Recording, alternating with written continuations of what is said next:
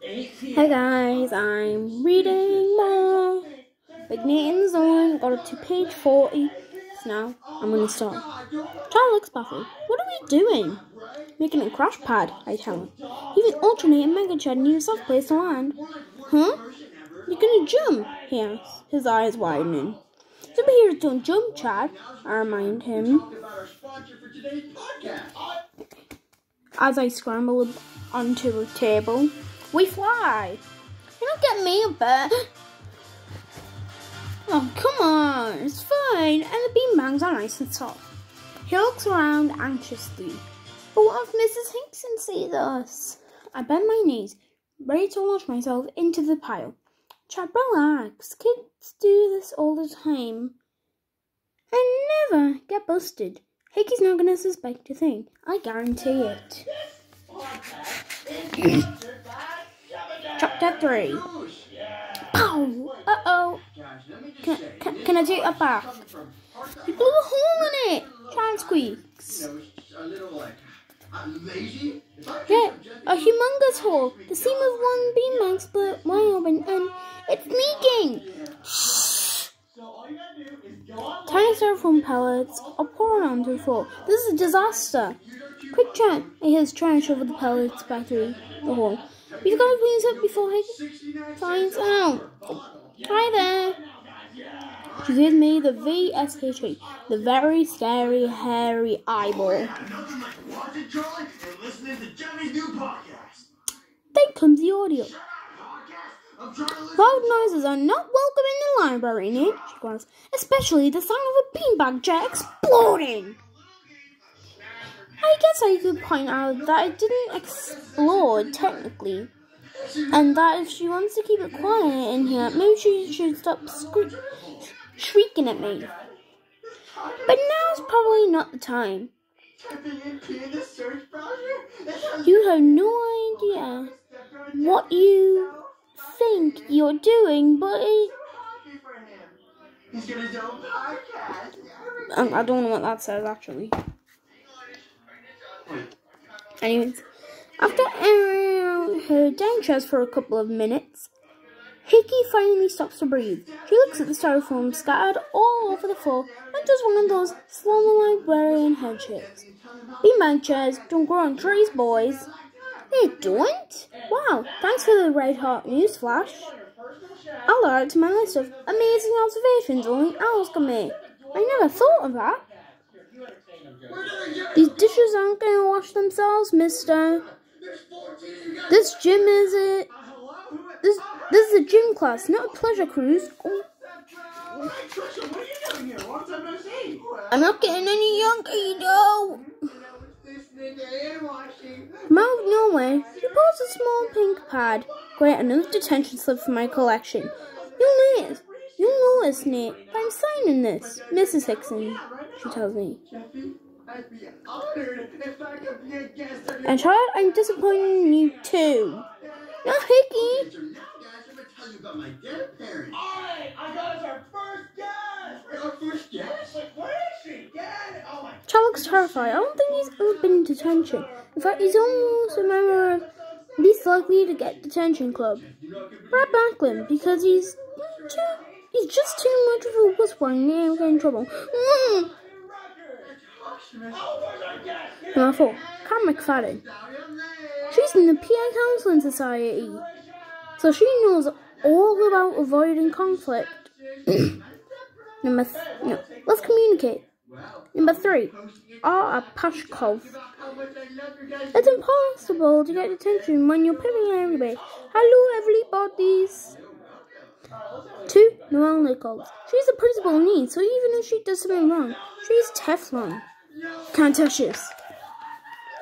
Number 1, Gina Hemphill-Tom. Yeah, she did get detention once, down your bank for them, but that will never happen again. Never, never, never, never, never! Hickey, Mrs. Hickson, points a finger. The leaky beanbag. No, points a finger at the leaky beanbag. Okay. That needs to be fixed, she announces. Take it to Mrs. Brindle. Chad instantly picks up. Mrs. Brindle, yes, he says under his breath. I'll explain later why Chad is a major Mrs. Brindle groupie. Right now, though, you have to deal with these stupid pellets, which turn out to a major static cling problem. They're sticking to my hands and my claws. Not much in our hair, our faces, the stupid things stick to everything. In a couple of minutes, we both look like we've been swimming in an ocean of dandruff. Hi, Chad. You look adorable. Did you hear that? Chad whispers excitedly. She said I'm adorable. Maybe Mama's just being nice, or maybe she really does think Chad's adorable. Either way, I'm happy for him. I feel sort of guilty that he got attention when all he did was... Nate, you look like a complete idiot. You want me to get naked? I mean, sure. I mean, why not? Wait a minute. I say to Chad and Jenny. After Jane woke up. How come I'm an idiot and you're adorable? He shrugs happy. Just lucky, I guess. Lucky? I don't even know what that word means anymore. So far today, I've been hung out to dry by Godfrey, Nichols, and Hickson. I'm 3 for 3. Will Mrs. Brindle make it 4? Well, Chad and I... Mrs. Brindle thought, her classroom always smells like cinnamon. Well, Chad and I looked the beanbag chair to her classroom. I could tell you about Mrs. Brindle. Miss Brindle. She teaches life skills, which isn't anything like a real class. It's more of a cross between a TV cooking show and a visit to your grandmother.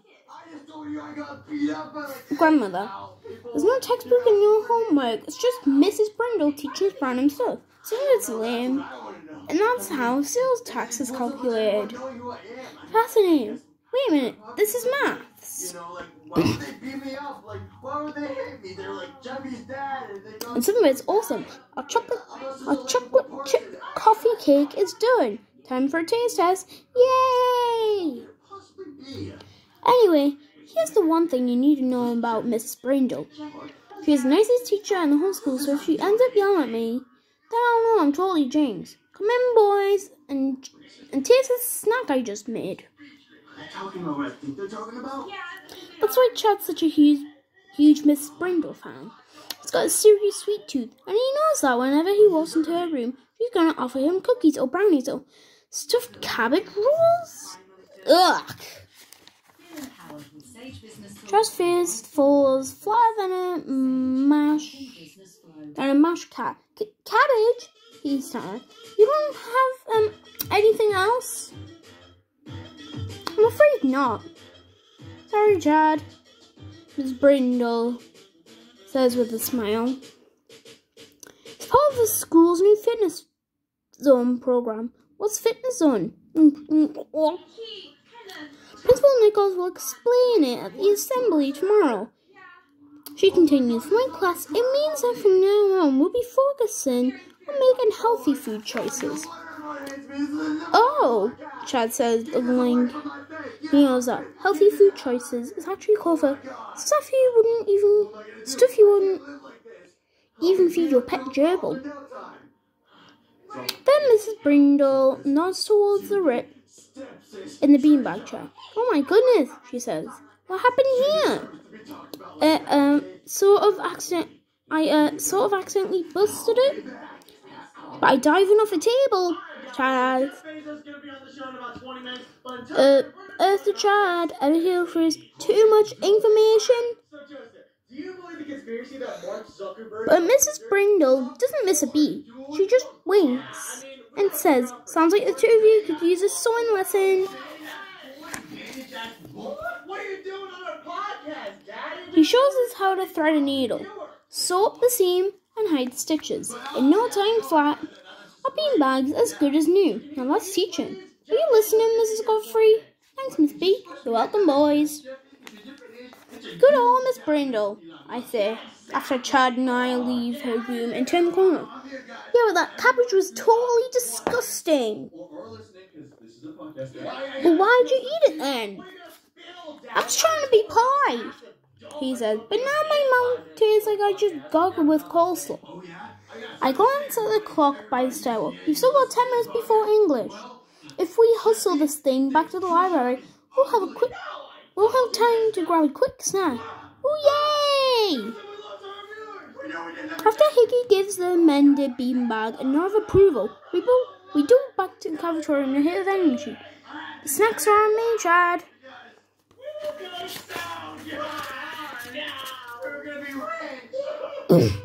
We sat there for a minute like we're paralyzed. Then Chad finally says something, sort of. But what does that mean? Snacks. Rice cake, science, drive-through, $5.